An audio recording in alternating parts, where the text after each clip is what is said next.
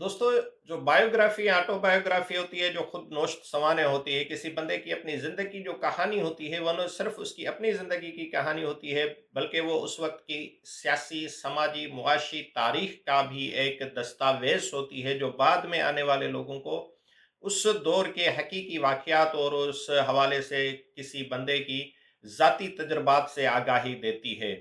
तो उसी हवाले से ये एक मेरे हाथ में ऑटोबायोग्राफी है, जो ऐवान सदर में 16 साल के टाइटल से है, जिसको एम बी खालिद ने लिखा है।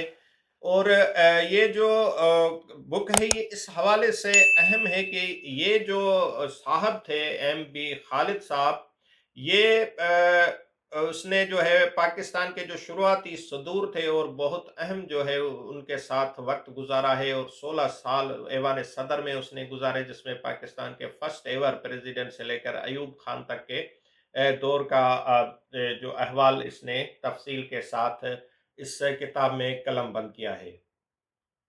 तो उन्होंने जो 1952 में गवर्नर जनरल थे उस वक्त, गुलाम मोहम्मद, उसके पर्सनल असिस्टेंट की हैसियत से काम शुरू किया। और उस हवाले से वो लिखते हैं कि मेरे वहम गुमान में भी नहीं था कि मुझे इतने करीब से ऐसे अहम तारीख साज वाक़यात का मुशाहिदा करना होगा, और वतन अजीज़ की किस्मत से खेल तमाशे नज़रों से गुजरेंगे, बड़े लोगों की छोटी बातें, बहादुरों की बुज़दिली, ईमानदारों की बेईमानी, सच्चों के झूठ और पढ़े लिखों की जहालत देखूंगा और देखता रह जाऊंगा। खालिद ने गुलाम मोहम्मद और उनके बाद इस्कंदर मिर्जा और फिर अयूब खान के साथ जो वक्त गुजारा, उसका अहवाल बयान करते हुए अपनी किताब में उनके किरदार और शख्सियत का जिक्र भी किया है। और वो लिखते हैं कि ये तीनों शख्सियात इस दुनिया से रुखसत हो चुकी हैं, इनके नामाए अमाल पर फैसला अल्लाह ताला के अख्तियार में है। ये तीनों शख्सियात तारीख दानों के नज़दीक मुतनाज़ा रही हैं, और उनके बुरे भले इक़दाम के समरात से हम अभी तक निजात हासिल नहीं कर पा सके। उन तीनों के करीब रहते हुए मैंने कुछ देखा, और जो महसूस किया उसे पूरी दयानतदारी के साथ इस किताब में रकम किया है। अक्टूबर 1955 में गुलाम मोहम्मद को ज़बरदस्ती अपने ओहदे से सबकदोश करवाया गया, और गवर्नर जनरल के उस जो है उनकी रवानगी का अहवाल भी वो बयान करते हैं कि वो बेकाबू हो गए और धाड़े मार मार कर रोने लगे। और गुलाम मोहम्मद के रुखसत होते ही इस्कंदर मिर्जा ने इक़्तिदार संभाल लिया। उनके लिए भी आने वाली घड़ी आ गई। 27-28 अक्टूबर 1958 की दरमियानी रात सुबह 5 बजे जो है मैं हस्बे मामूल सैर की घर से निकला, तो पता चला कि इस्कंदर मिर्जा को अपने ओहदे से हटाया जा चुका है। इस्कंदर मिर्जा को जो है वो इस मुल्क से बाहर भेजा गया, और अयूब खान ने टेक ओवर किया इस मुल्क को, और अयूब खान ने 2 अक्टूबर को मार्शल लॉ लगाया, और अब जो है इक़्तिदार मुकम्मल तौर पर अयूब खान के हाथ में आ गया था। 1962 में मार्शल लॉ ख़त्म हो गया, और उसी शाम 8 जून को अयूब खान ने नए आइन के तहत सदर मुमलिकत का ओहदा संभाल लिया, और मार्च 1969 में वो रिजाइन देकर ऐवान सदर से चले गए। खालिद ने उससे 1 साल पहले ऐवान सदर छोड़ दिया था, जब ओआरसीडी के सेक्रेटरीट में उनकी पोस्टिंग हो गई और वो तेहरान चले गए थे। जिन सुदूर के साथ इसने वक्त गुजारा है, उसमें गुलाम मोहम्मद की शख्सियत का जिक्र करते हुए ये लिखते हैं कि जिस्मानी तौर पर वो किसी हद तक मफलूज थे, मगर दिमागी लिहाज से बहुत चाको चौबंद थे, कुव्वत फैसला के मालिक, जुर्रत और खुद एतमादी के पैकर, हर दम रवां हर दम जवां जिंदगी के कायल, माली मामलात में उनकी एहतियात और दियानत काबिल सताइश थी। सरकारी मुसारिफ और निजी मुसारिफ में फ़र्क रखते थे, मेहमान नवाज थे, और हर दूसरे तीसरे महीने शहर के यतीम खानों में जाकर बच्चों की दावत करते थे। और इस्कंदर मिर्जा जो है गवर्नर जनरल के और एक साबिक वफाकी सेक्रेटरी चौधरी मोहम्मद अली वजीर आजम के ओहदे पर फाइज हो गए, तो गुलाम मोहम्मद जब गवर्नर हाउस से रुखसत होने लगे, तो उन्होंने अपने पर्सनल स्टाफ को यादगारी तोहफों से भी नवाजा था।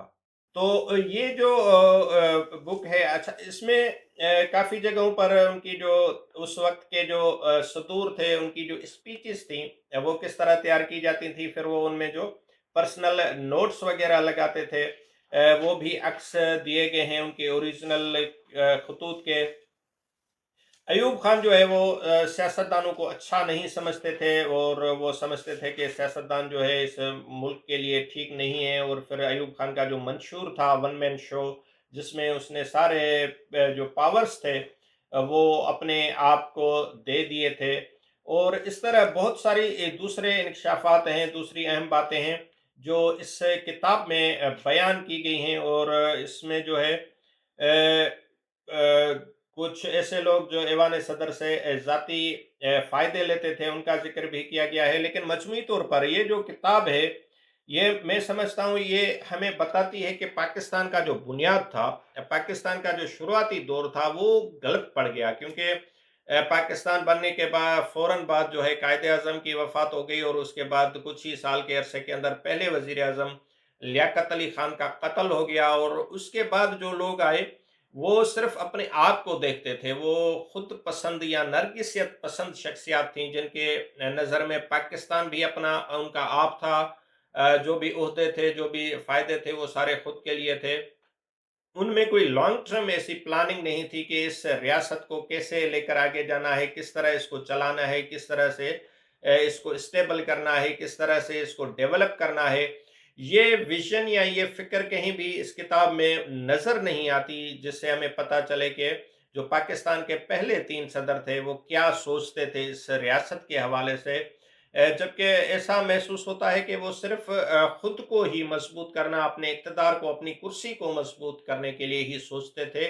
जबकि पाकिस्तान उनके लिए प्रायोरिटी नहीं था, अपनी शख्सियत उनके लिए प्रायोरिटी थी। तो ऐसे इंकशाफात से भरपूर जो ये किताब है, जो ज़रूर एक तारीख के तालिब इल्म जो पाकिस्तान की सियासी, समाजी तारीख में दिलचस्पी रखते हैं, और हम ये किताब पढ़ेंगे तो हमें ये महसूस होगा कि आज जो पाकिस्तान के हालात हैं, वो कोई एक दिन में नहीं हुए, बल्कि इसकी बुनियाद शुरू से ही रखी जा चुकी थी। और पाकिस्तान को ऐसे रास्ते पर चलाया जा रहा था जिसका जो अंत होना था वो यकीनन बहुत खतरनाक होना था। पाकिस्तान में अब तक जो है डेमोक्रेसी स्टेब्लिश नहीं हो पाई।